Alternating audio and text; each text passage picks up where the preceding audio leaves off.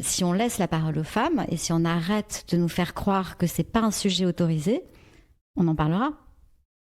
Quand je suis allée voir la pièce, que j'ai adorée, et félicitations à toutes les deux, ainsi qu'aux comédiennes, en fait, ça m'a rappelé la raison pour laquelle j'ai voulu créer ce podcast Cheminement, dans lequel je donne la parole à plein de femmes, de plein de générations. Et en fait, c'est ça aussi qu'on voit dans le spectacle, c'est que elles sont toutes très différentes, elles ont toutes des âges différents, des vies différentes, et pourtant, elles disent effectivement toutes la même chose. Est-ce que vous avez choisi certaines histoires en particulier? Est-ce que vous avez fait une sélection? Et si oui, comment vous avez fait? On s'est un peu disputé. C'est vrai? Non, je rigole. Il y a beaucoup de témoignages dans le livre de Sandra, et ils ont tous la même valeur. Il n'y en a pas un qui est moins bien que les autres. Franchement, ils sont tous... Je vous invite à lire le livre d'ailleurs, en plus de venir voir le spectacle, parce que c'est d'une richesse inouïe.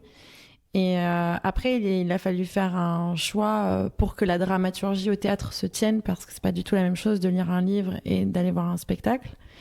Et aussi qu'on entende les différentes générations.